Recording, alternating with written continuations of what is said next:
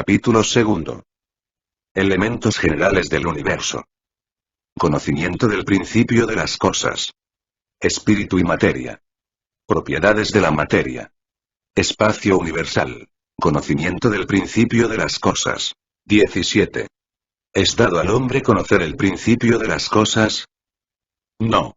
Dios no permite que se revele todo al hombre en la tierra. 18. ¿Penetrará el hombre algún día el misterio de las cosas ocultas? El velo se descorre ante él a medida que se purifica. Pero para comprender ciertas cosas le son menester facultades que no posee aún. 19. ¿No puede el hombre, merced a las investigaciones científicas, penetrar algunos secretos de la naturaleza? La ciencia le ha sido dada para su progreso en todas las cosas. Pero no puede traspasar los límites fijados por Dios. Mientras más dable le sea al hombre penetrar esos misterios, más grande debe ser su admiración respecto del poder y sabiduría del Creador. Pero, ya sea por orgullo, ya por debilidad, su misma inteligencia le hace a veces juguete de la ilusión. Amontona sistemas sobre sistemas, y cada nuevo día le demuestra los muchos errores que ha tomado por verdades y las muchas verdades que ha rechazado como errores. Estos son otros tantos desengaños para su orgullo. 20. Fuera de las investigaciones de la ciencia, le es dado al hombre recibir comunicaciones de un orden más elevado sobre lo que se sustrae a sus sentidos. Sí. Y si Dios lo juzga útil, puede revelar lo que no puede enseñar la ciencia. Por estas comunicaciones el hombre adquiere, hasta cierto punto, el conocimiento de su pasado y de su destino futuro. Espíritu y materia. 21. ¿Es eterna, como Dios, la materia, o bien fue creada por Él en algún tiempo? Solo Dios lo sabe. Hay, sin embargo, una cosa que debe indicaros vuestra razón, y es que Dios, tipo de amor y caridad, nunca ha estado inactivo. Por lejano que podáis figuraros el principio de su acción, ¿podéis comprenderle ocioso un segundo? 22. Generalmente se define la materia. Lo que tiene extensión, lo que impresiona nuestros sentidos y lo impenetrable. ¿Son exactas estas definiciones? Desde vuestro punto de vista, son exactas, porque habláis únicamente respecto de lo que conocéis. Pero la materia existe en estados que os son desconocidos. Puede ser, por ejemplo, tan etérea y sutil, que ninguna impresión produzca en vuestros sentidos, y, sin embargo, siempre continúa siendo materia, aunque no lo sería para vosotros. ¿Qué definición podéis dar de la materia? La materia es el lazo que sujeta al espíritu. Es el instrumento que emplea y sobre el cual ejerce, al mismo tiempo, su acción. Desde este punto de vista, puede decirse que la materia es el agente, el intermedio, merced al cual y sobre el cual obra el espíritu. 23. ¿Qué es el espíritu? El principio inteligente del universo. ¿Cuál es la naturaleza íntima del espíritu? No es fácil analizar en vuestro lenguaje el espíritu. Para vosotros no es nada. Porque no es una cosa palpable, pero para nosotros es algo. Sabedlo bien, nada es nada, y la nada no existe. 24. ¿El espíritu es sinónimo de inteligencia? La inteligencia es un atributo esencial del espíritu, pero el uno y la otra se confunden en un principio común, de modo que para vosotros es una misma cosa. 25. ¿Es independiente el espíritu de la materia, o no es más que una propiedad de ésta, como los colores lo son de la luz y los sonidos del aire? El uno y la otra son distintos. Pero es necesario la unión de ambos para que sea inteligente la materia. ¿Es igualmente necesaria esta unión para las manifestaciones del espíritu? Entendemos aquí por espíritu el principio de la inteligencia, haciendo abstracción de las individualidades designadas con este nombre. Os es necesario a vosotros, porque no estáis organizados para percibir el espíritu sin la materia. Vuestros sentidos no han sido creados para ello. 26. ¿Puede concebirse el espíritu sin la materia, y la materia sin el espíritu? Con el pensamiento se puede indudablemente. 27. De este modo habrá dos elementos generales en el universo: la materia y el espíritu. Sí. Y por encima de todo, Dios el Creador, el Padre de todas las cosas, y estas tres son el principio de todo lo que existe, la Trinidad universal. Pero al elemento material ha de añadirse el fluido universal, que hace las veces de intermediario entre el espíritu y la materia propiamente dicha, que es demasiado grosera para que el espíritu pueda tener acción sobre ella. Aunque, hasta cierto punto, puede equiparársele al elemento material, se distingue por propiedades especiales, y si realmente fuese materia, no habría razón para que no lo fuera también el espíritu. Está colocado entre la materia y el espíritu. Es fluido, como la materia es materia, susceptible. Por sus innumerables combinaciones con esta, y bajo la acción del espíritu, de producir la infinita variedad de cosas, de las cuales no conocéis más que un pequeño número. Siendo este fluido universal, primitivo o elemental, el agente que emplea el espíritu, es el principio sin el cual la materia estaría en estado perpetuo de división y jamás adquiriría las propiedades de la gravedad. ¿Será este fluido el que llamamos electricidad? Hemos dicho que es susceptible de innumerables combinaciones. Los que llamáis vosotros fluido eléctrico y fluido magnético son modificaciones del universal, que, hablando propiamente, no es más que materia más perfecta, más sutil y que puede considerarse como independiente. 28. Puesto que el espíritu es algo, ¿no sería más exacto y menos expuesto a confusión, designar estos dos elementos generales con las palabras materia inerte y materia inteligente? Poco nos importan las palabras, y a vosotros os toca formular vuestro lenguaje para la mayor inteligencia. Vuestras disputas proceden casi siempre de que no estáis conformes en el significado de las palabras, pues vuestro lenguaje es incompleto para expresar las cosas que no impresionan vuestros sentidos. Un hecho patente domina todas las hipótesis. Vemos materia que no es inteligencia y un principio inteligente independiente de la materia. El origen y conexión de estas dos cosas no son desconocidos. Que tengan o no un origen común y puntos de contacto necesarios.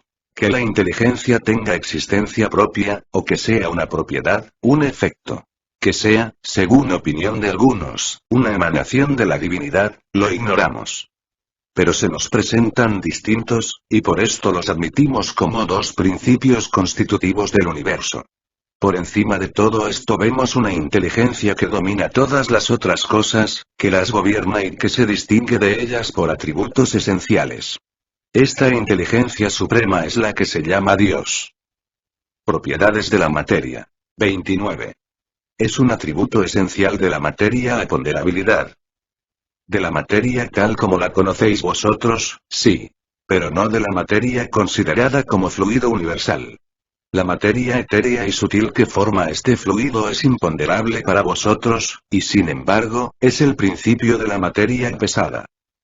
La gravedad es una propiedad relativa, y fuera de las esferas de atracción de los mundos, no existe peso, como tampoco alto y valo.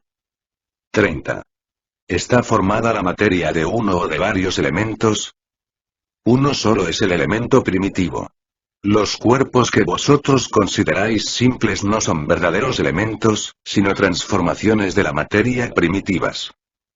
31. ¿De dónde proceden las diferentes propiedades de la materia? Son modificaciones que sufren las moléculas elementales por su unión y en ciertas circunstancias. 32.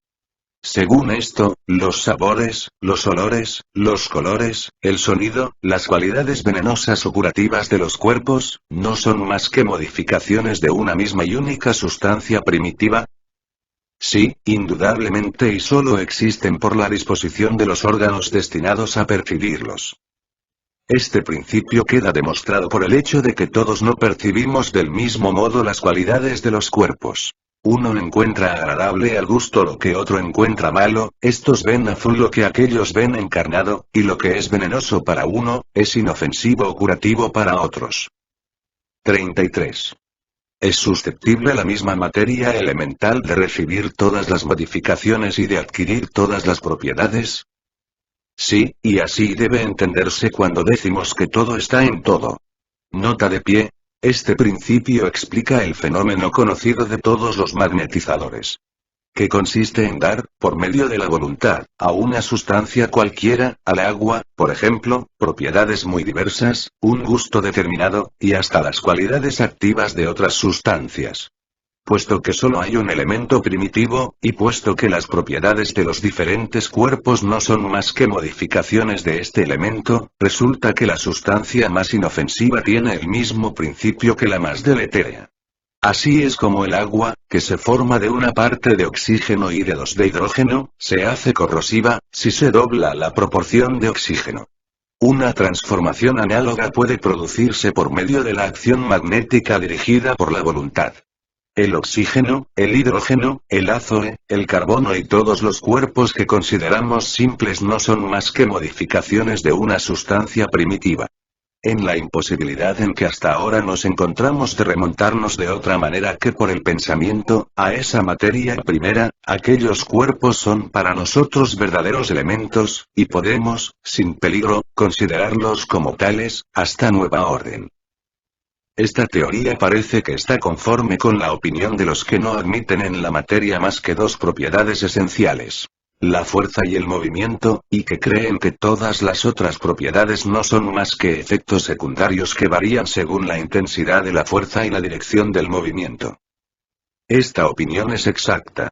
Es necesario añadir también, y según la disposición de las moléculas, como se ve, por ejemplo, en un cuerpo opaco que puede hacerse transparente y recíprocamente.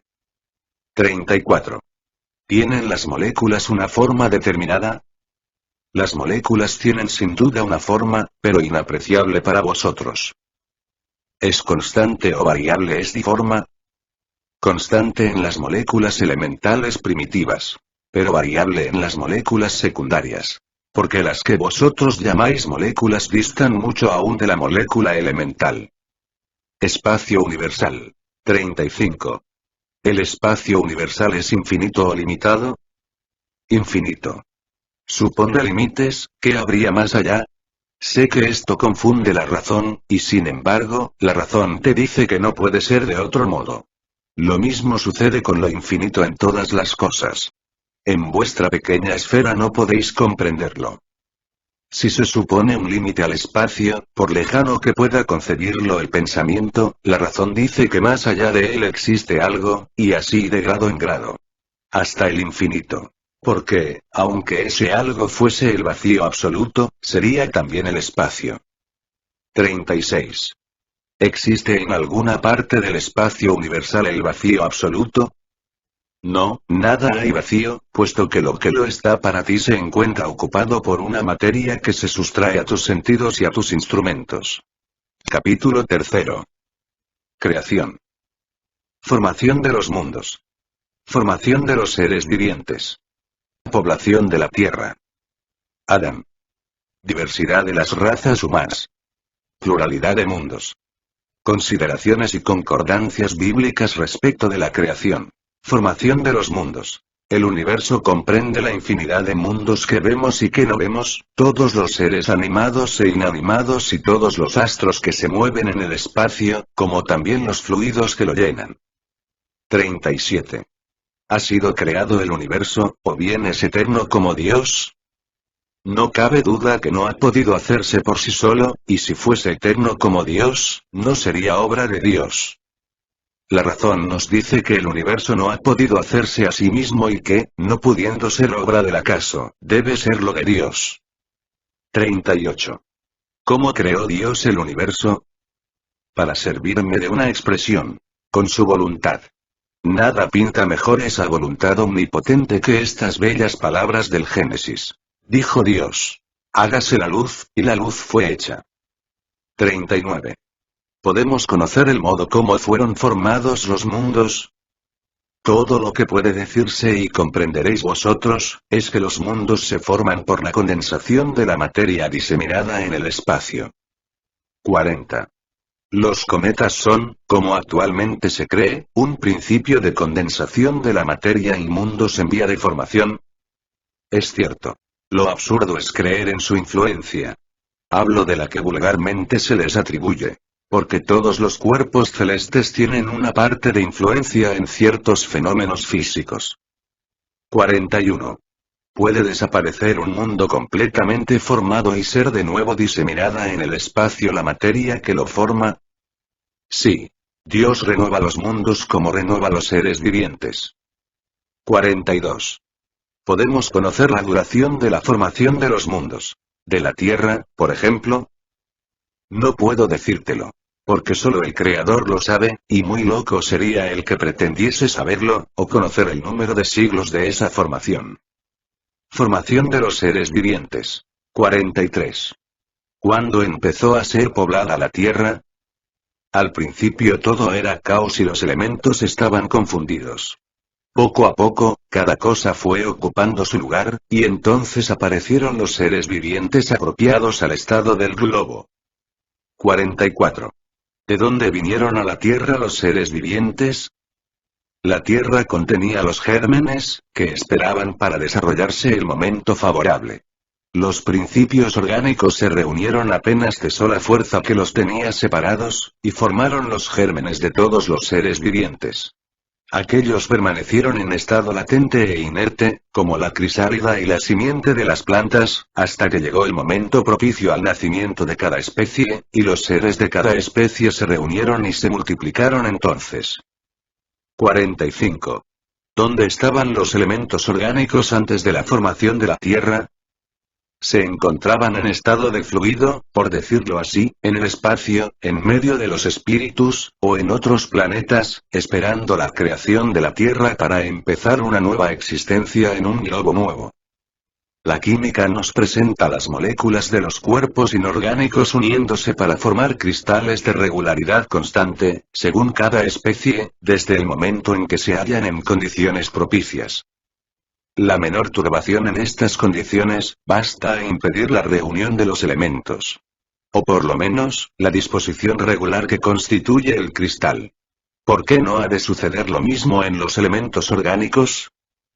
Conservamos por espacio de años simientes de plantas y de animales que no se desarrollan más que a cierta temperatura y en un medio propicio, y se han visto simientes de trigo germinar después de muchos siglos. Hay, pues, en ellas un principio latente de vitalidad que solo espera para desarrollarse una circunstancia favorable. Y lo que diariamente pasa a nuestra vista, ¿no puede haber ocurrido desde el principio del mundo? Esta formación de los seres vivientes saliendo del caos por la misma fuerza de la naturaleza, ¿quita algo a la grandeza de Dios? Lejos de eso, responde mejor a la idea que nos formamos de su poder, ejerciéndose en mundos infinitos por leyes eternas. Cierto que esta teoría no resuelve la cuestión del origen de los elementos vitales. Pero Dios, que tiene sus misterios, ha puesto límite a nuestras investigaciones. 46. ¿Hay aún seres que nacen espontáneamente? Sí. Pero el germen primitivo existía ya en estado latente. Cada día sois testigos de ese fenómeno, pues, ¿acaso los tejidos del hombre y de los animales no encierran los gérmenes de una multitud de gusanos, que esperan para nacer la fermentación pútrida necesaria a su existencia? Este es un pequeño mundo que, dormitando, se cierra. 47. ¿Se encontraba la especie humana entre los elementos orgánicos contenidos en el globo terrestre? Sí, y llegó a su tiempo. Lo que hizo decir que el hombre fue hecho del barro de la tierra. 48. ¿Podemos conocer la época de la aparición del hombre y demás seres vivientes en la tierra? No, y todos vuestros cálculos son quiméricos. 49. Si el germen de la especie humana se encontraba entre los elementos orgánicos del globo, ¿por qué no se forman hombres espontáneamente, como al principio? El principio de las cosas es uno de los secretos de Dios. Pero puede decirse, no obstante, que una vez diseminados los hombres por la tierra, han absorbido en sí mismos los elementos necesarios a su formación para transmitirlos según las leyes de la reproducción. Lo mismo ha sucedido en las diferentes especies de seres vivientes. Población de la tierra. Adán. 50. ¿Empezó la especie humana por un solo hombre? No, y el que vosotros llamáis Adán no fue el primero, ni el único que pobló la tierra. 51. ¿Podemos saber en qué época vivió Adán? Poco más o menos en la que vosotros señaláis, esto es, cerca de 4000 años antes de Jesucristo. El hombre, cuya tradición se ha conservado bajo el nombre de Adán, fue uno de los que sobrevivieron en una comarca a alguno de los grandes cataclismos que, en diversas épocas, han transformado la superficie del globo, y vino a ser el tronco de una de las razas que hoy lo pueblan. Las leyes de la naturaleza se oponen a que hayan podido realizarse en algunos siglos los progresos de la humanidad, patentizados mucho tiempo antes de Cristo, si el hombre no hubiese vivido en la tierra más que desde la época señalada a la existencia de Adán. Algunos consideran, y tienen más razón en hacerlo, a Adán como un mito o alegoría que personifica las primitivas edades del mundo. Diversidad de las razas humanas. 52. ¿De dónde proceden las diferencias físicas y morales que distinguen a las variedades de razas de hombres en la Tierra? Del clima, de la vida y de las costumbres. Sucede lo mismo que con dos hijos de la misma madre que en nada se parecerán moralmente, si se les educa separados y de distinto modo. 53. ¿Ha nacido el hombre espontáneamente en muchos puntos del globo? Sí, y en diversas épocas, siendo esta una de las causas de la diversidad de razas. Más tarde, al dispersarse los hombres por los diferentes climas y al unirse con otras razas formaron nuevos tipos. ¿Estas diferencias constituyen distintas especies? Ciertamente que no, pues todas son de la misma familia. ¿Acaso las diferentes variedades de un mismo fruto son óbice a que pertenezcan a la misma especie? 54. Si no procede la especie humana de uno solo, ¿deben cesar los hombres de mirarse como hermanos? Todos los hombres son hermanos de Dios, porque están animados por el Espíritu y tienden al mismo fin. Siempre queréis tomar las cosas al pie de la letra. Pluralidad de mundos. 55. ¿Están habitados todos los globos que circulan en el espacio? Sí, y el hombre de la Tierra dista de ser, como lo cree, el primero en inteligencia, en bondad y en perfección. Hay, sin embargo, hombres muy vanidosos que imaginan que ese pequeño globo tiene el privilegio exclusivo de tener seres racionales. Orgullo y vanidad. Se figuran que Dios creó el universo para ellos solos. Dios ha poblado los mundos de seres vivientes, que concurren todos al objeto final de la providencia. Creer que los seres vivientes están limitados al único punto que habitamos en el universo, equivaldría a poner en duda la sabiduría de Dios, que no ha hecho nada inútil y que ha debido asignar a esos mundos un objeto más grave que el de recrear nuestra vista. Nada, por otra parte, ni la posición, ni el volumen, ni la constitución física de la Tierra, puede inducir a suponer racionalmente que tenga el privilegio de estar habitada con exclusión de tantos miles de mundos semejantes. 56. ¿Es la misma la constitución física de los diferentes globos? No. No se parecen en manera alguna. 57. No siendo la misma para todos la constitución física de los mundos, ¿dedúcese de ello una organización diferente para los seres que los habitan? Sin duda, como entre vosotros los peces son hechos para vivir en el agua y las aves en el aire. 58.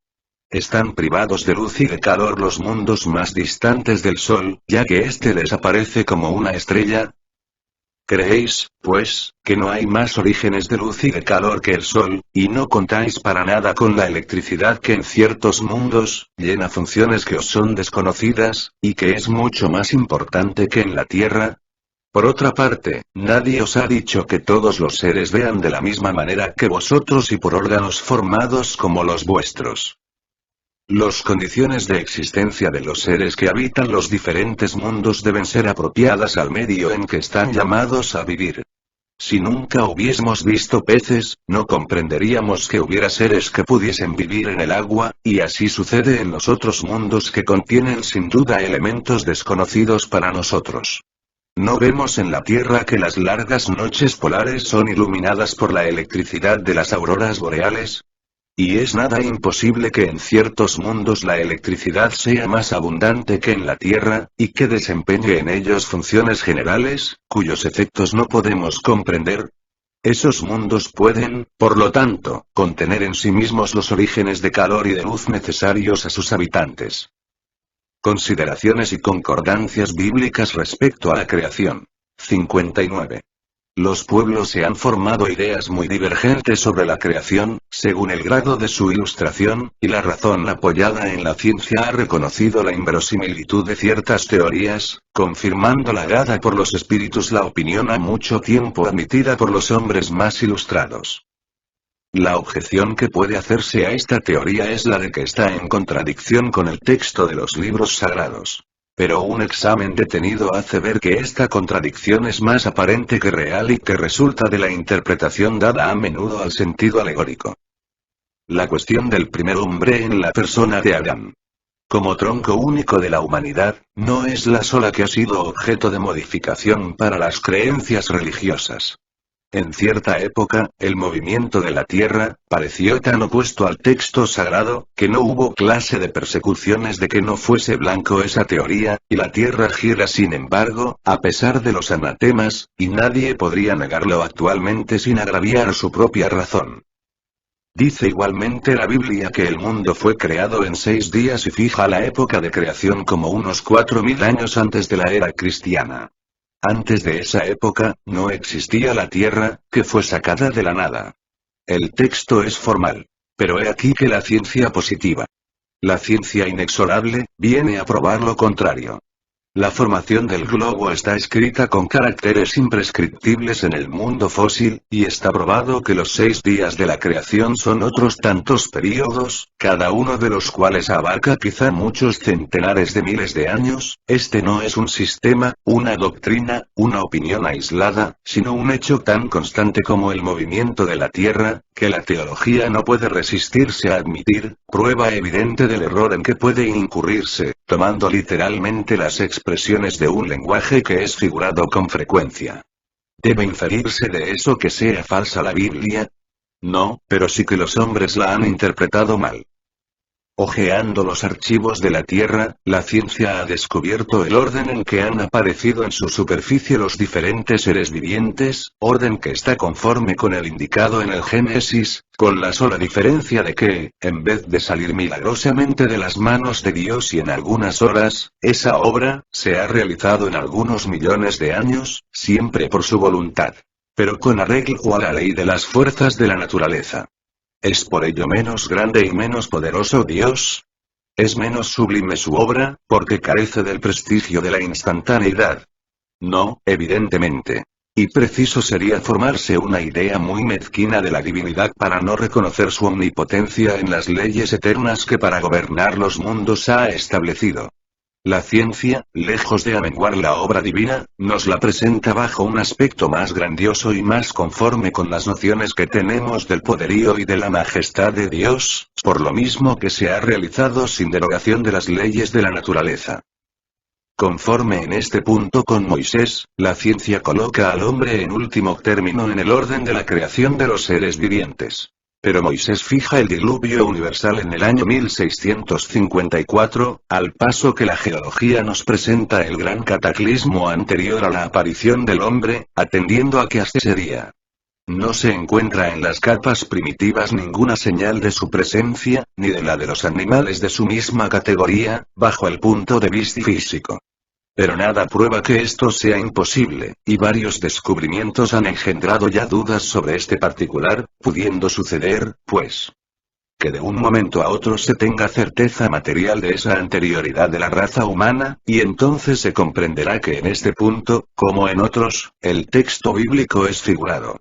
La cuestión estriba en saber si el cataclismo geológico es el mismo de Noé, y la duración necesaria a la formación de las capas fósiles no consiente que se los confunda. Y cuando se encuentren vestigios de la existencia del hombre antes de la gran catástrofe, quedará probado, o que no fue Adán el primer hombre, o que su creación se pierde en la oscuridad de los tiempos. Contra la evidencia no son posibles los raciocinios, y será preciso aceptar el hecho, como se ha aceptado el del movimiento de la Tierra y el de los 6 períodos de la creación. Cierto que la existencia del hombre antes del diluvio geológico es aún hipotética, pero he aquí lo que lo es menos. Admitiendo que el hombre apareció por primera vez en la Tierra 4000 años antes de Jesucristo, si 1650 años más tarde fue destruida toda la raza humana, excepto una sola familia, resulta que la población de la Tierra data de Noé únicamente, es decir, 2350 años antes de nuestra era. Pues bien, cuando los hebreos emigraron a Egipto en el siglo XVIII, encontraron muy poblado y adelantado en civilización a aquel país. La historia prueba que en esta época las Indias y otras comarcas estaban igualmente florecientes, sin tener en cuenta la cronología de ciertos pueblos que se remonta a una época mucho más remota.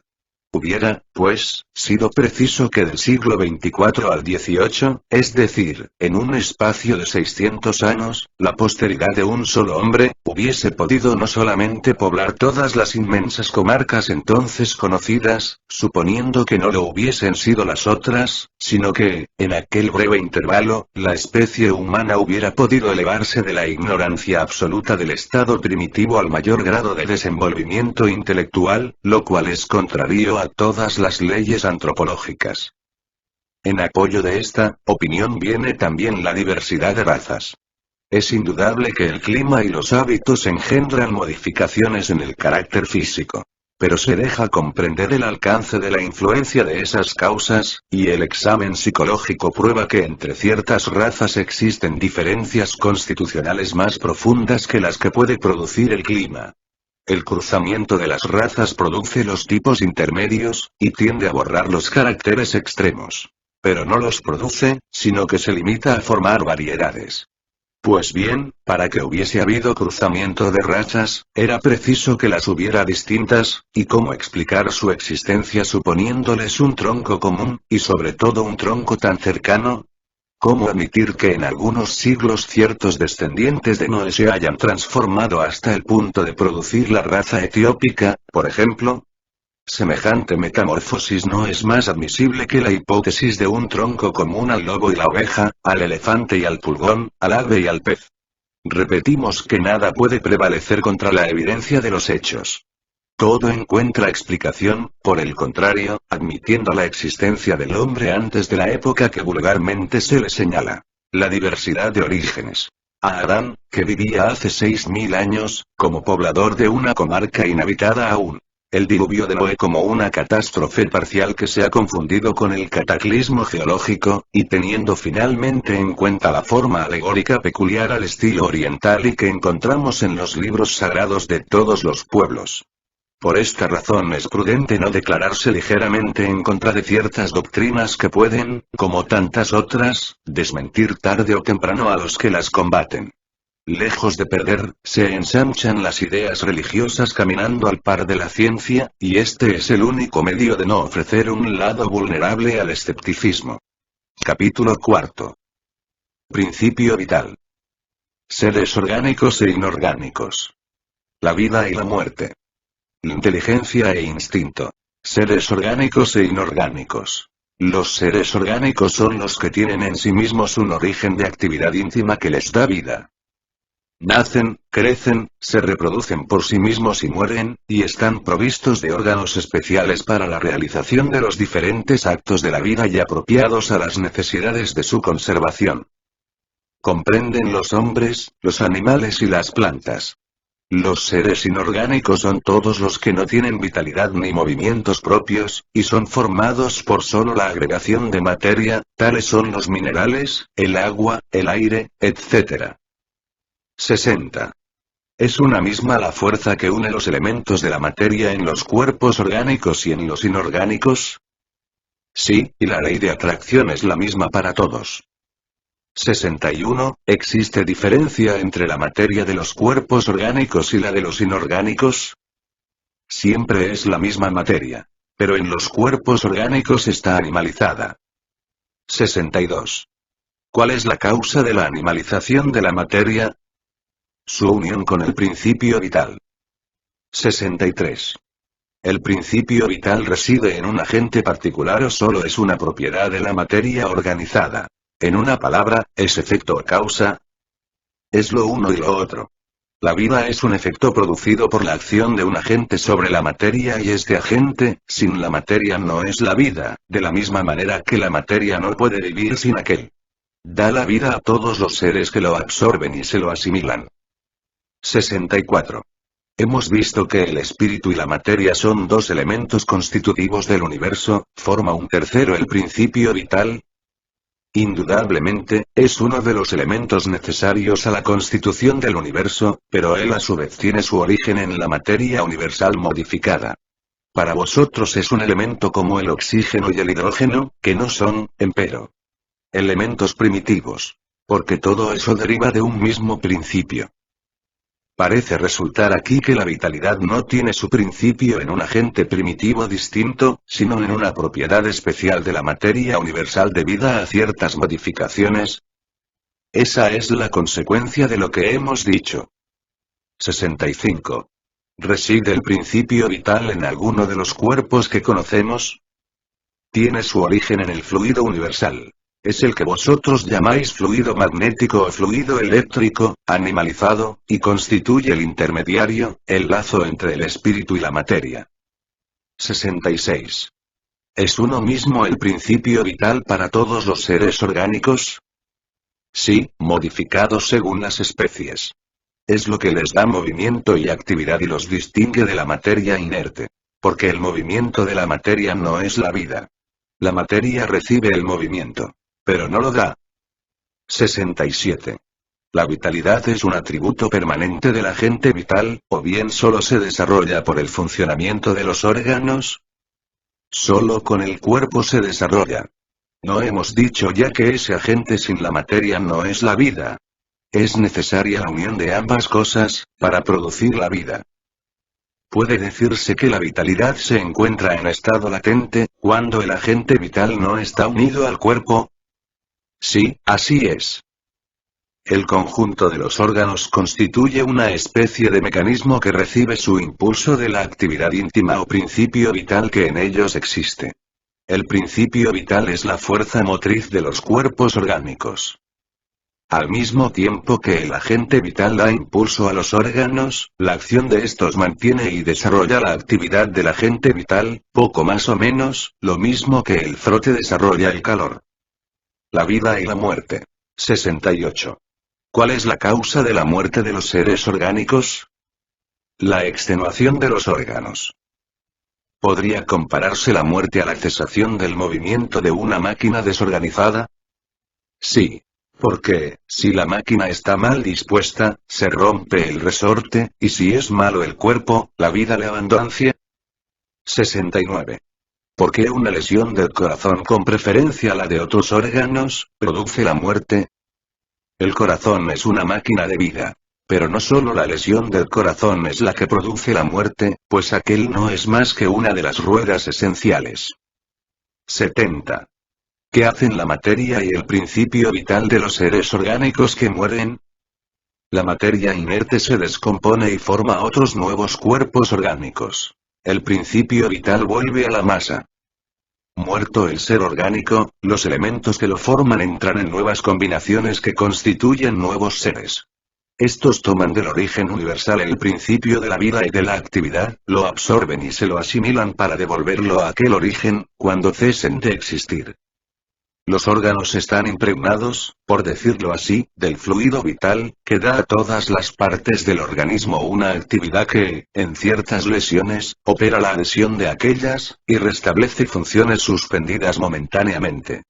Pero cuando son destruidos los elementos esenciales al funcionamiento de los órganos, o están alterados profundamente, el fluido vital es impotente para la transmisión del movimiento de la vida, y el ser muere.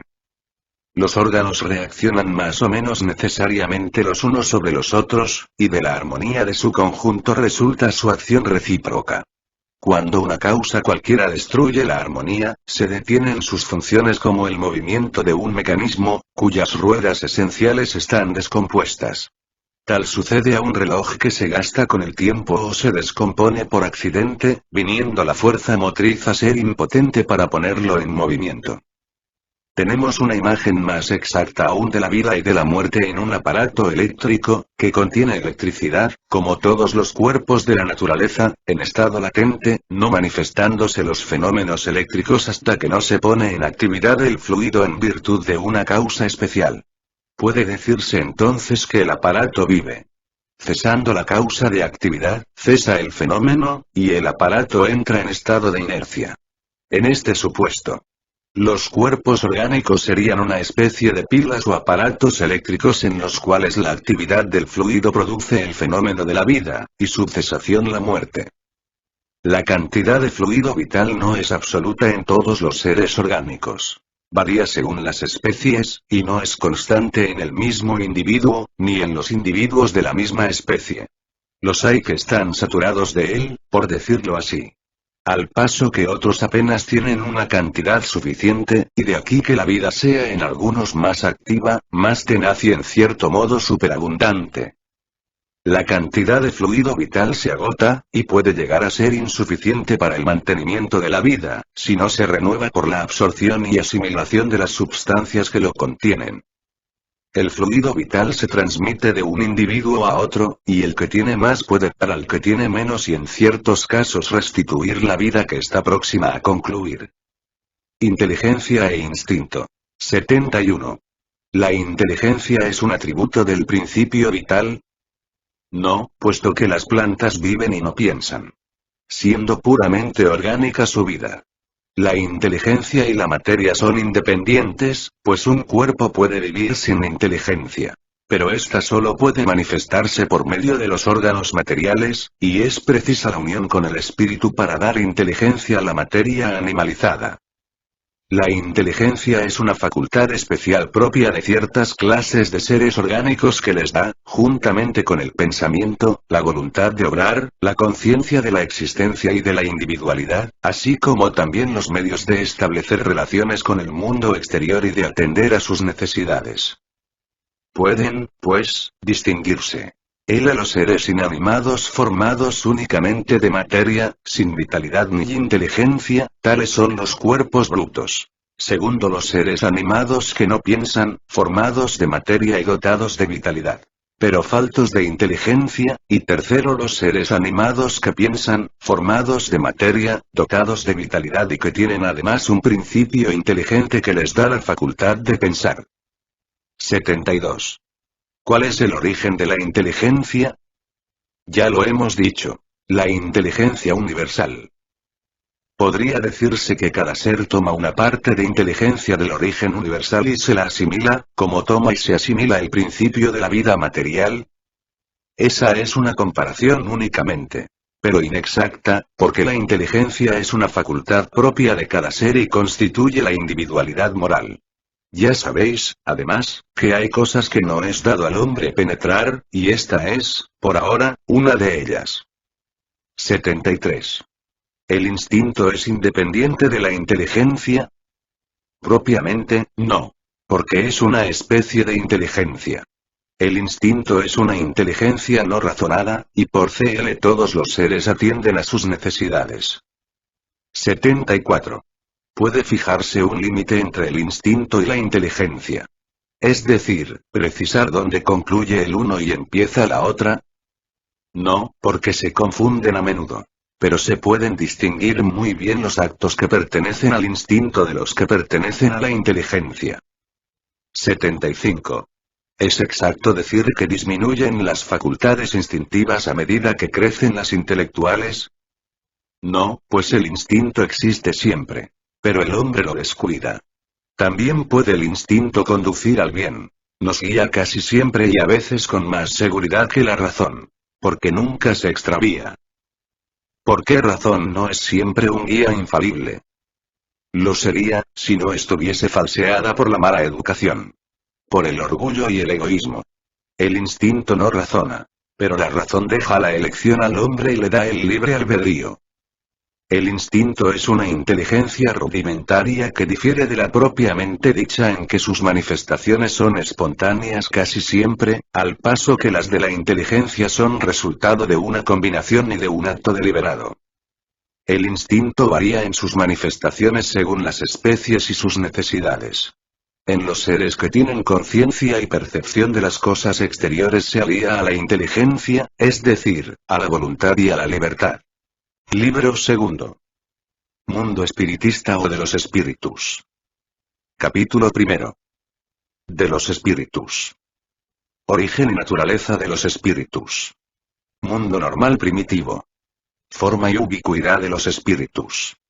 Periespíritu. Diferentes órdenes de espíritus. Escala espiritista. Progresión de los espíritus. Ángeles y demonios. Origen y naturaleza de los espíritus. 76. ¿Qué definición puede darse de los espíritus? Puede decirse que los espíritus son los seres inteligentes de la creación. Pueblan el universo fuera del mundo material. Nota. Se emplea aquí la palabra espíritus para designar a las individualidades de los seres extracorporales, y no al elemento inteligente universal. 77. ¿Los espíritus son seres distintos de la divinidad, o solo emanaciones o porciones de la divinidad, llamados por esta razón hijos de Dios? Son obra suya, lo mismo que cuando un hombre hace una máquina. Esta es la obra de aquel, pero no él mismo. Ya sabes que cuando alguien hace alguna cosa bella y útil, la llama su hija, su creación. Pues lo mismo Dios, y somos sus hijos, porque somos obra suya. 78. ¿Tienen principio los espíritus, o son eternos como Dios? Si no tuviesen principio, serían iguales a Dios, siendo así que son creación suya y están sometidos a su voluntad. Es incontestable que Dios es eterno. Pero nada sabemos de cuándo y cómo nos creó, y puedes decir que no tenemos principio, si entiendes dar a comprender que, siendo eterno Dios, ha creado sin interrupción. Pero, respecto del cuándo y cómo fuimos creados, te repito, que nadie lo sabe. Pues este es un misterio. 79. Puesto que hay dos elementos generales en el universo, el inteligente y el material, podría decirse que los espíritus están formados del primero, como los cuerpos inertes lo están del segundo. Es evidente que los espíritus son la individualización del principio inteligente, como los cuerpos son la del principio material, y lo desconocido es la época de su formación y el modo de realizarse. 80.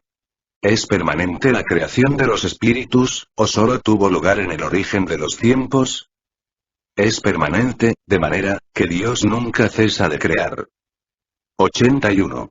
¿Se forman espontáneamente los espíritus, o proceden unos de otros?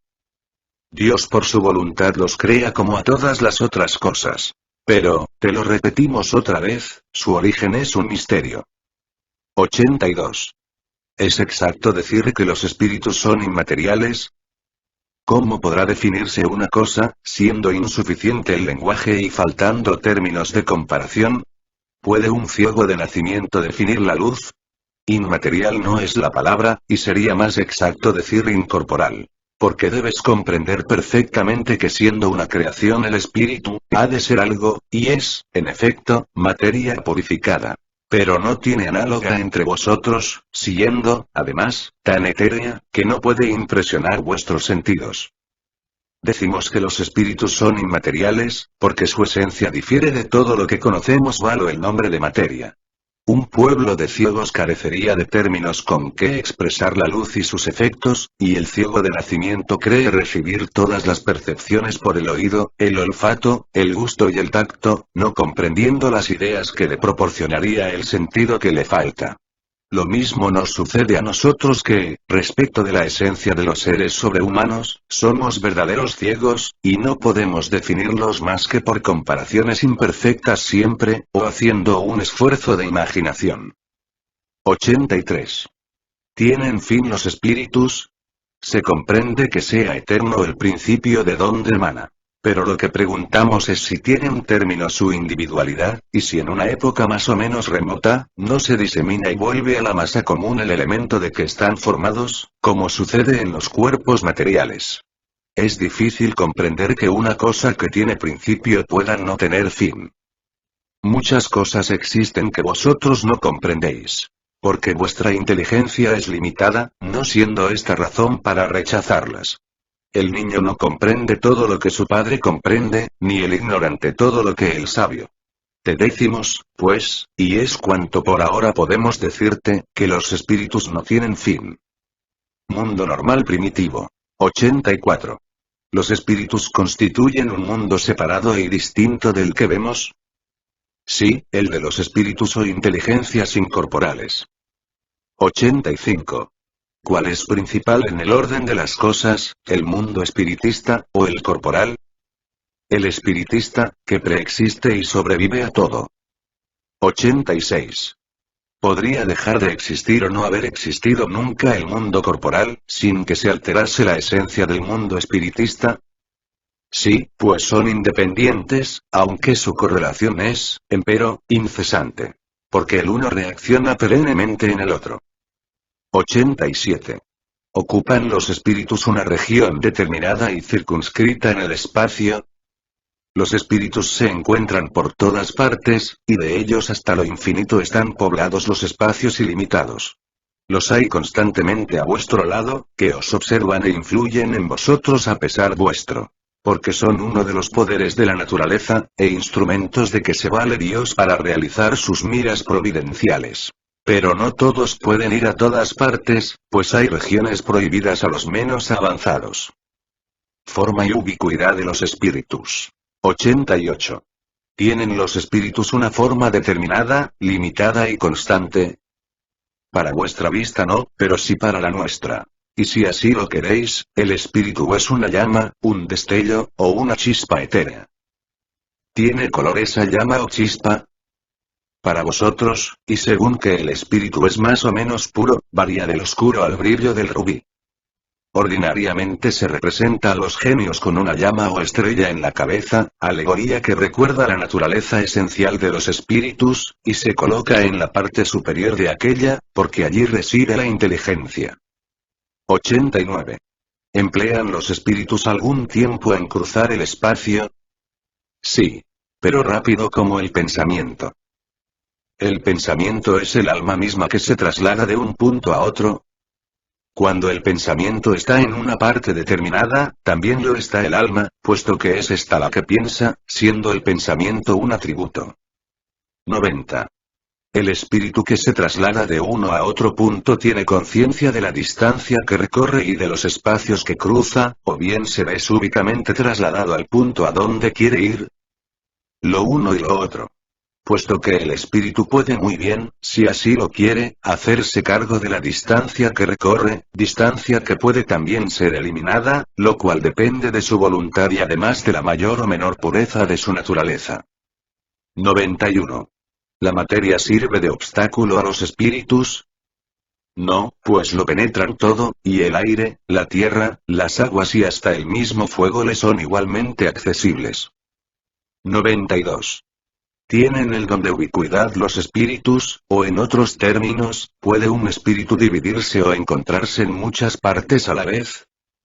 Un espíritu no puede dividirse. Pero cada uno de ellos, es un centro que irradia en todas direcciones, pareciendo por esto que se encuentra en muchos lugares a la vez. El sol, como ves, es uno, e irradia sin embargo, en todo su alrededor, derramando sus rayos a largas distancias, sin que por ello se divida. ¿Tienen igual poder de irradiación todos los espíritus? Buena diferencia existe, puesto que depende del grado de su pureza. Cada espíritu es una unidad indivisible. Pero cada uno de ellos puede extender a diversos puntos el pensamiento, sin dividirse, y solo en este sentido, debe entenderse que se atribuye a los espíritus el don de ubicuidad. Tal sucede con un centro de luz que, proyectando a lo lejos su claridad, puede ser percibida de todos los puntos del horizonte, y tal asimismo con un hombre que, sin cambiar de puesto ni dividirse, puede transmitir órdenes, señales e indicar los movimientos a lugares diferentes. Periespíritu. 93. El espíritu propiamente dicho no tiene envoltura alguna, o como se pretende, está rodeado de una sustancia. El espíritu está envuelto en una sustancia, aunque vaporosa para ti, muy grosera aún para nosotros. Pero suficientemente ligera empero, para poderse sostener en la atmósfera y trasladarse donde quiere. Así como el germen del fruto está rodeado del periespermo, así también el espíritu propiamente dicho está rodeado de una envoltura, que por comparación puede llamarse periespíritu. 94. ¿De dónde toma el espíritu la envoltura semimaterial? En el fluido universal de cada globo, y por esta razón no es igual en todos los mundos. Al pasar de uno a otro mundo, el espíritu cambia de envoltura, como vosotros de vestido. De modo que cuando los espíritus que habitan en los mundos superiores vienen al nuestro, toman un periespíritu más grosero. Ya lo hemos dicho, es preciso que se vistan a vuestro modo. 95. La envoltura semimaterial del espíritu afecta formas diferentes, y puede ser perceptible. Sí, la forma que plazca al espíritu, y así es como se os aparece de vez en cuando, ora en sueños, ora estando despiertos, y como puede tomar una forma visible y hasta palpable. Diferentes órdenes de espíritus. 96. ¿Son iguales los espíritus, o existe entre ellos alguna jerarquía? Pertenecen a diferentes órdenes, según el grado de perfección a que han llegado. 97. ¿Hay un número determinado de órdenes o grados de perfección entre los espíritus? Es ilimitado el número. Porque no existe entre esos órdenes una línea de demarcación trazada a modo de barrera, pudiéndose así multiplicar o restringir voluntariamente las divisiones. Pero, si se consideran no obstante, los caracteres generales, puede reducírselos a tres órdenes principales. Puede colocarse en el primer orden a los que han llegado a la perfección, los espíritus puros. En el segundo, a los que están a mitad de la escala, los cuales se ocupan en la consecución del bien. Y en el tercero, a los espíritus imperfectos, que están aún al principio de la escala, siendo sus caracteres la ignorancia, el deseo del mal y todas las malas pasiones que retardan su progreso. 98. Los espíritus del segundo orden tienen solo el deseo del bien, sin que puedan hacerlo. Pueden hacerlo según su grado de perfección, pues unos poseen la ciencia y otros la prudencia y la bondad. Pero todos han de sufrir pruebas aún. 99. ¿Los espíritus de tercer orden son todos esencialmente malos? No, pues los unos no hacen ni bien ni mal, y otros se complacen. Por el contrario, en el mal y están satisfechos cuando encuentran ocasión de hacerlo. Además, hay espíritus ligeros o duendes, más enredadores que perversos, que se complacen más en la chismografía que en la maldad, y cuyo placer son los embaucamientos y las pequeñas contrariedades, que les causan risa. Escala espiritista. 100. Observaciones preliminares. La clasificación de los espíritus está basada en su grado de progreso, en las cualidades que han adquirido y en las imperfecciones de que han de despojarse aún. Esta clasificación, además, no es absoluta. Cada categoría no ofrece en su conjunto más que un carácter saliente. Pero la transición es insensible de un grado a otro, y en los límites desaparece el matiz como en los reinos de la naturaleza, en los colores del arco iris y también como en los diferentes períodos de la vida del hombre. Se puede, pues, formar un número mayor o menor de clases, según el aspecto que se elija para considerar esta cuestión. Sucede esto como en los sistemas de clasificaciones científicas, que pueden ser más o menos completos, más o menos racionales y cómodos para la inteligencia, sin que, cualesquiera que sean, cambien en nada el fondo de la ciencia. Los espíritus consultados sobre el particular han podido, pues, discordar en el número de categorías, sin que esto tenga trascendencia. Algunos han hecho un arma de esta contradicción aparente, sin reflexionar que los espíritus no dan importancia a lo que es puramente convencional, ya que para ellos el pensamiento lo es todo, dejando a nuestra voluntad la forma, la elección de los términos, las clasificaciones, los sistemas, en una palabra. Añadamos otra consideración que nunca debe perderse de vista, a saber, que entre los espíritus, lo mismo que entre los hombres, los hay muy ignorantes, y que nunca se estará bastante prevenido contra la tendencia de creer que todos han de ser sabios, porque son espíritus. Toda clasificación requiere método, análisis y conocimiento profundo del asunto, y en el mundo de los espíritus, los que tienen conocimientos limitados no son Como no lo son los ignorantes en la tierra, hábiles para abarcar el conjunto y formular un sistema, y no conocen o solo comprenden imperfectamente las clasificaciones. Para ellos, todos los espíritus que les son superiores pertenecen al primer orden. Sin que puedan apreciar los matices de saber, capacidad y moralidad que los distinguen, como entre nosotros se distingue el rústico del ilustrado, y hasta los mismos que son capaces de hacerlo pueden variar en los pormenores según su punto de vista. Mayormente cuando nada de absoluto tienen las divisiones. Linneo, Jussieu y Tournefort han tenido un sistema peculiar, sin que haya variado la botánica. Porque no inventaron ellos las plantas y sus caracteres, sino que observaron las analogías con arreglo a las cuales formaron los grupos o clases. Así hemos procedido nosotros. No hemos inventado a los espíritus ni sus caracteres, sino que los hemos visto y observado, los hemos juzgado por sus palabras y hechos y clasificado con arreglo a sus semejantes, apoyándose en los datos que nos han proporcionado. Los espíritus admiten generalmente tres categorías principales o tres grandes divisiones. En la última, que está al principio de la escala, vienen comprendidos los espíritus imperfectos, caracterizados por el predominio de la materia sobre el espíritu y la propensis 6n al mal. Los de la segunda están caracterizados por el predominio del espíritu sobre la materia y por el deseo del bien, y comprende los espíritus buenos. La primera, en fin, comprende los espíritus puros, que han alcanzado el grado máximo de perfección. Esta división nos parece que es perfectamente racional y que presenta caracteres bien distintos, y no nos tocaba a nosotros más que hacer visibles, por medio de un número suficiente de subdivisiones, los principales matices del conjunto, y es lo que hemos hecho con el concurso de los espíritus, cuyas benévolas instrucciones nunca nos han faltado. Utilizando este cuadro será fácil determinar la categoría y grado de superioridad o de inferioridad de los espíritus con quienes podemos establecer relaciones, y por tanto, el grado de confianza y de estimación que merecen. De cierta manera es la clave de la ciencia espiritista. Porque solo él puede explicarnos las anomalías que presentan las comunicaciones, ilustrándonos acerca de las desigualdades intelectuales y morales de los espíritus. Advertimos empero, que los espíritus no pertenecen siempre y exclusivamente a tal o cual clase, y realizándose gradualmente su progreso, y a menudo en una dirección con preferencia a otra, pueden reunir caracteres de diversas categorías, lo que fácilmente puede comprenderse por su lenguaje y por sus hechos. Tercer orden. Espíritus imperfectos 101. Caracteres generales. Predominio de la materia sobre el espíritu, propensión al mal, ignorancia, orgullo, egoísmo y todas las malas pasiones que de él derivan. Tienen intuición de Dios, pero no lo comprenden.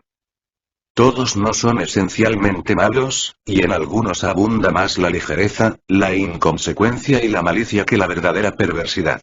Unos no hacen bien ni mal, pero por lo mismo que no practican el bien, demuestran su inferioridad. Otros, por el contrario, se complacen en el mal, y están satisfechos cuando hayan ocasión de hacerlo. Pueden reunir la inteligencia a la perversidad y a la malicia. Pero, cualquiera que sea su desarrollo intelectual, sus ideas son poco elevadas y sus sentimientos más o menos abyectos. Sus conocimientos sobre las cosas del mundo espiritista son limitados, y lo poco que de ellas saben lo confunden con las ideas y preocupaciones de la vida corporal, no pudiendo darnos sobre el particular más que nociones falsas e incompletas. Pero el observador atento encuentra con frecuencia en sus comunicaciones, aunque imperfectas, confirmadas las grandes verdades que nos enseñan los espíritus superiores. Su carácter se revela en su lenguaje, y todo espíritu que deje escapar en sus comunicaciones un pensamiento malo, puede ser incluido en el tercer orden, y por lo tanto, todo pensamiento malo que se nos sugiera, procede de un espíritu de este orden. Semejantes espíritus ven la dicha de los buenos, siéndoles este espectáculo un tormento incesante, puesto que experimentan todas las angustias que pueden producir la envidia y los celos. Conservan el recuerdo y la percepción de los sufrimientos de la vida corporal, impresión que es a menudo más penosa que la realidad. Sufren, pues, verdaderamente no solo por los males que han experimentado, sino que también por los que han ocasionado a otros, y como sufren por largo tiempo, creen que sufrirán siempre, permitiendo Dios, para castigarlos, que conserven esa creencia. Puede dividírseles en 5 clases principales. 102. 10ª clase. Espíritus impuros. Son propensos al mal y lo hacen objeto de sus maquinaciones. Como espíritus dan consejos pérfidos. Promueven la discordia y la desconfianza, y, para engañar mejor, toman todas las apariencias.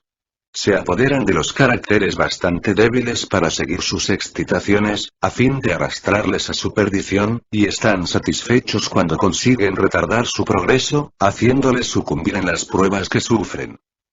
En las manifestaciones se les conoce por su lenguaje, pues la trivialidad y la bajeza de las expresiones, así en los espíritus como en los hombres, es siempre indicio de inferioridad moral, si no intelectual. Sus comunicaciones descubren la bajeza de sus inclinaciones, y si intentan desorientar hablando sensatamente, no pueden sostener el ardid por mucho tiempo y concluyen por poner en claro su origen.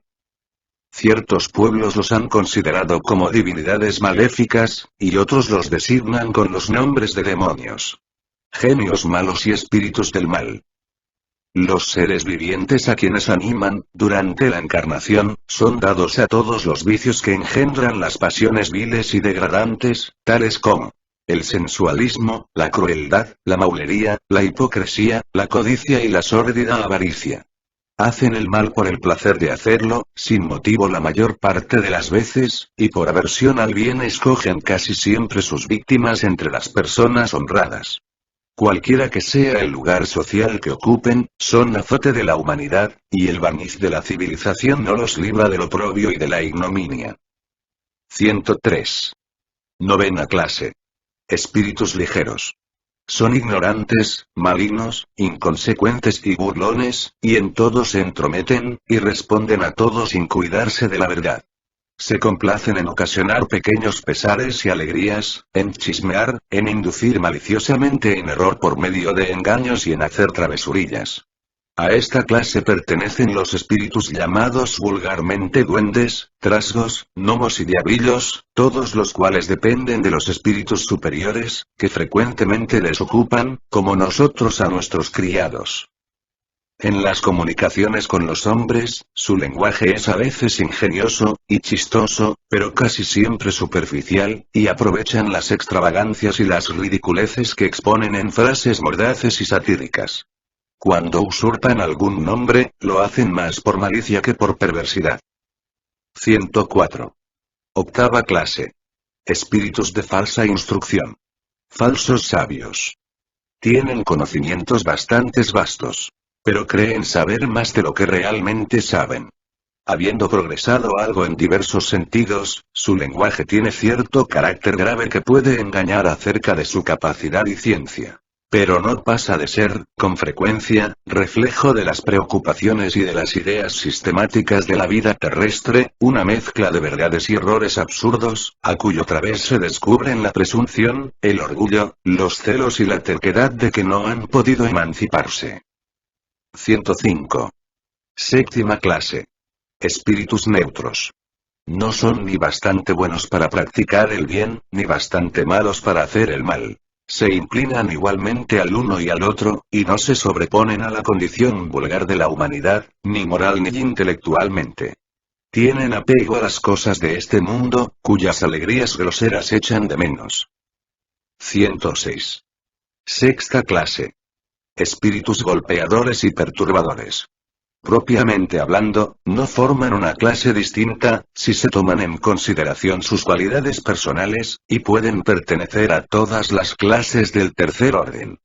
A menudo anuncian su presencia por efectos sensibles y físicos, como golpes, movimiento y desarreglo anormal de los cuerpos sólidos, agitación del aire, etc. Parece que están más apegados a la materia que los otros y que son los principales agentes de las vicisitudes de los elementos del globo, ya obren en el aire, en el agua, en el fuego, ya en los cuerpos duros, ya en las entrañas de la tierra.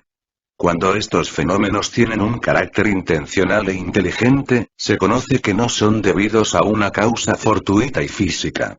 Todos los espíritus pueden producirlos. Pero los elevados los confían por punto general a los espíritus subalternos, más aptos para las cosas materiales que para las inteligentes, y cuando los primeros creen oportunas las manifestaciones de este género, se sirven de los segundos como de auxiliares. Segundo orden. Espíritus buenos 107. Caracteres generales. Predominio del espíritu sobre la materia y deseo de hacer bien. Sus cualidades y poder para practicarlo están en proporción del grado a que han llegado. Poseyendo unos la ciencia, otros la prudencia y la bondad, y reuniendo los más adelantados el saber y las cualidades morales. No estando aún completamente desmaterializados, conservan más o menos, según su jerarquía, los vestigios de la existencia corporal, ora en la forma del lenguaje, ora en sus costumbres, en las que se llega a descubrir algunas de sus manías, y a no ser así, serían espíritus perfectos. Comprenden a Dios y el infinito, y gozan ya de la felicidad de los buenos. Son dichosos cuando hacen el bien e impiden el mal, y el amor que los une es para ellos origen de una dicha inefable no alterada por la envidia, por los remordimientos, ni por ninguna de las malas pasiones, que atormentan a los espíritus imperfectos. Pero todos han de sufrir pruebas hasta que alcancen la perfección absoluta. Como espíritus, suscitan buenos pensamientos, alejan a los hombres del camino del mal, protegen, durante la vida, a los que se hacen merecedores de protección y neutralizan la influencia de los espíritus imperfectos en aquellos individuos que no se complacen en tolerarla. Las personas en quienes se encarnan son buenas y benévolas para con sus semejantes, no ceden al orgullo, al egoísmo y a la ambición, y no sienten odio, rencor, envidia ni celos, practicando el bien, porque es el bien. A este orden pertenecen los espíritus conocidos en las creencias vulgares con los nombres de genios buenos, genios protectores y espíritus del bien. En tiempo de superstición y de ignorancia se les ha elevado a la categoría de divinidades bienhechoras. Se les puede dividir en 4 grupos principales. 108. Quinta clase. Espíritus benévolos. Su cualidad dominante es la bondad. Se complacen en prestar servicios a los hombres y protegerlos. Pero su saber es limitado, pues han progresado más moral que intelectualmente. 109. Cuarta clase. Espíritus sabios. Lo que principalmente los distingue es la extensión de sus conocimientos. Se ocupan menos de las cuestiones morales que de las científicas, para las cuales tienen más aptitud, pero solo consideran la ciencia utilitariamente, y no obedecen, al hacerlo, a ninguna de las pasiones propias de los espíritus imperfectos. 110. Tercera clase. Espíritus prudentes. Las más elevadas cualidades morales son su carácter distintivo. Sin que sus conocimientos sean limitados, están dotados de aquella capacidad que proporciona un juicio recto de los hombres y de las cosas. 111. Segunda clase. Espíritus superiores. Reúnen la ciencia, la prudencia y la bondad. Su lenguaje, que solo benevolencia respira, es constantemente digno, elevado y a menudo sublime. Su superioridad los hace más aptos que los otros para darnos las nociones más exactas acerca de las cosas del mundo incorporal, dentro de los límites de aquello que es lícito saber al hombre. Se comunican voluntariamente con los que de buena fe buscan la verdad y cuya alma está bastante emancipada de los lazos terrestres para comprenderla. Pero se separan de los que solo obran por curiosidad, o a quienes la influencia de la materia distrae de la práctica del bien. Cuando, por excepción, se encarnan en la Tierra, es para realizar una misión de progreso y nos ofrecen el tipo de perfección, a que puede aspirar la humanidad en este mundo. Primer orden. Espíritus puros 112. Caracteres generales. Influencia de la materia, nula. Superioridad intelectual y moral, absoluta con respecto a los espíritus de los otros órdenes. 113. Primera y única clase. Han recorrido todos los grados de la escala y se han despojado de todas las impurezas de la materia. Habiendo alcanzado la suma de perfección de que es susceptible la criatura, no han de sufrir pruebas ni expiaciones, y no estando obligados a la reencarnación en cuerpos perecederos viven la vida eterna en el seno de Dios. Gozan de una dicha inalterable, porque no sienten las necesidades ni están expuestos a las vicisitudes de la vida material. Pero aquella dicha no consiste en la ociosidad monótona de una contemplación perpetua.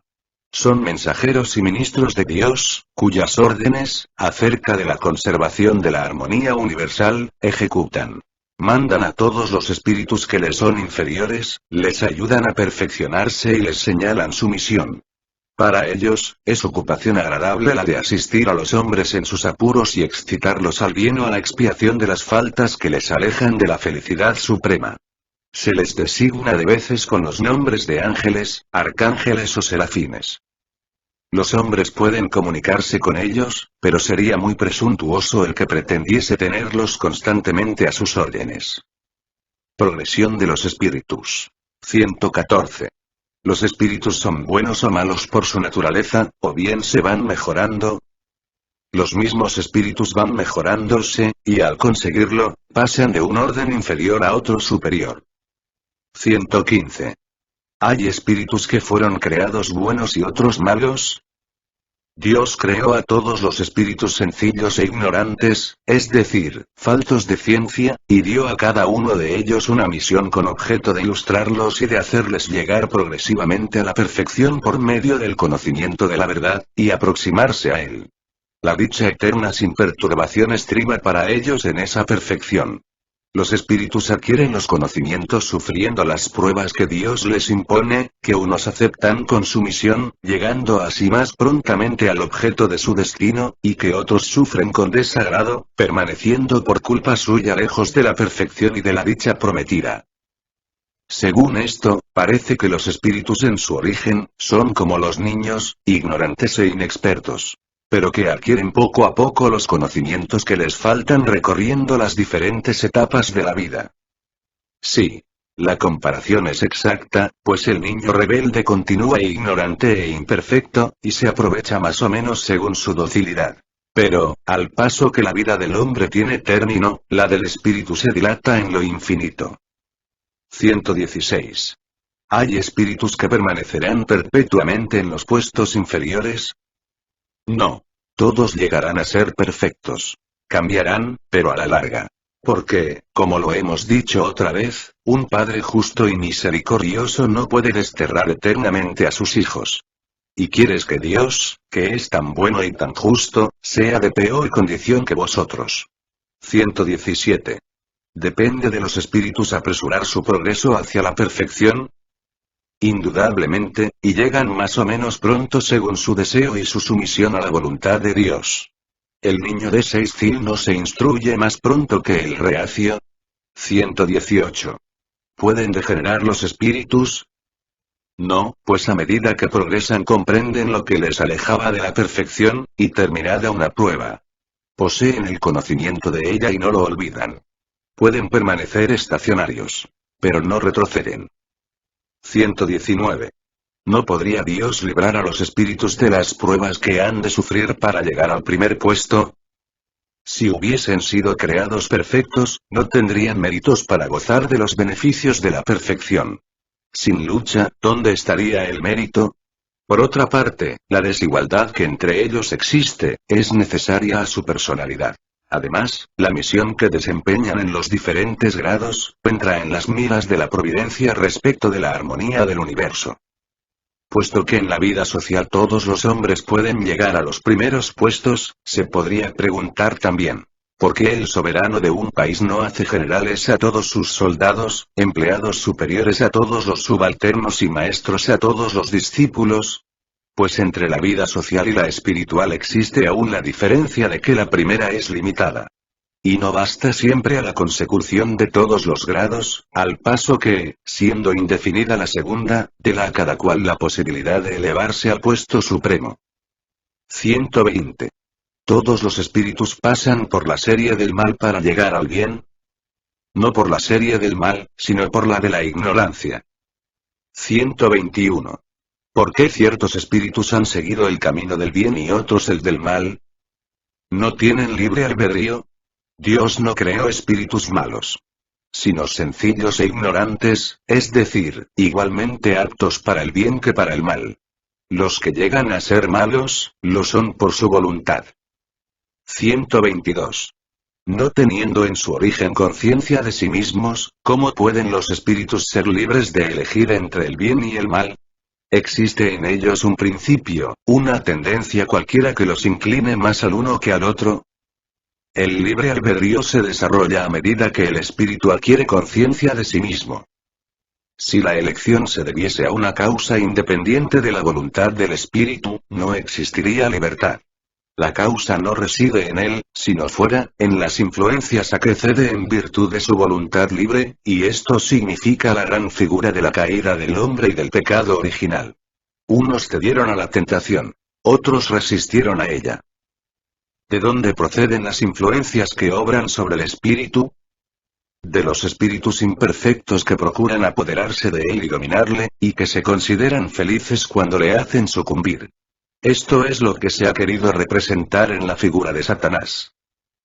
¿No sufre esta influencia el espíritu más que en su origen?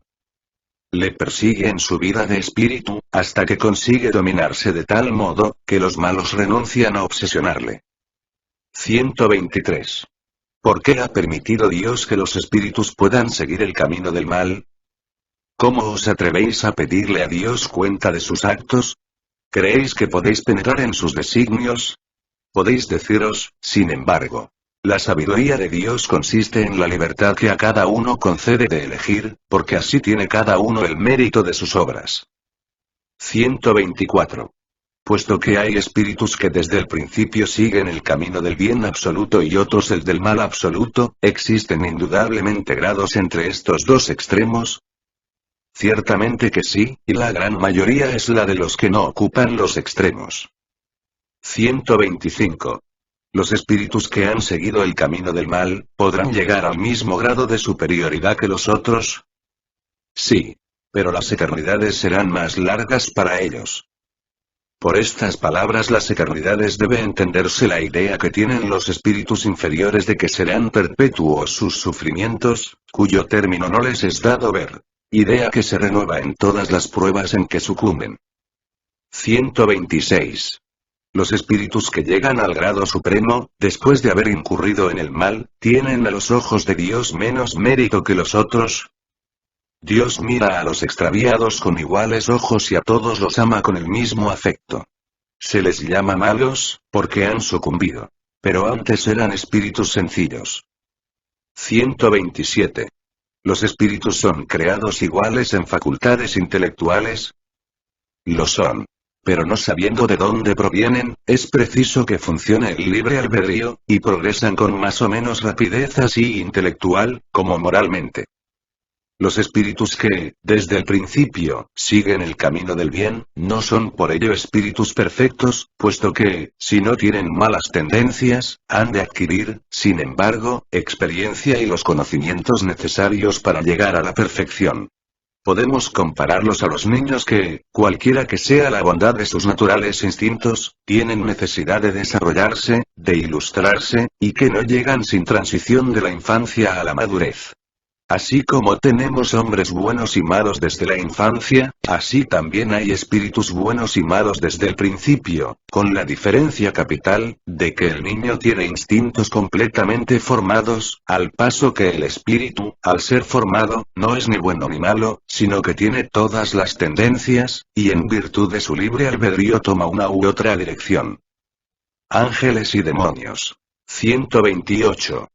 Los seres a quienes llamamos ángeles, arcángeles y serafines, ¿forman una categoría especial de diferente naturaleza que los otros espíritus?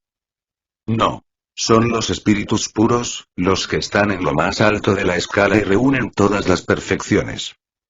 La palabra ángel despierta generalmente la idea de perfección moral. Pero se aplica a menudo a todos los seres buenos y malos que existen fuera de la humanidad. Así se dice. El ángel bueno y el ángel malo, ángel de la luz y ángel de las tinieblas, y en este caso, es sinónimo de espíritu o genio. Aquí tomarnos la palabra en su acepción buena. 129. ¿Los ángeles han recorrido todos los grados? Todos los han recorrido. Pero, según tenemos dicho, unos aceptaron su misión sin murmurar, y llegaron más pronto.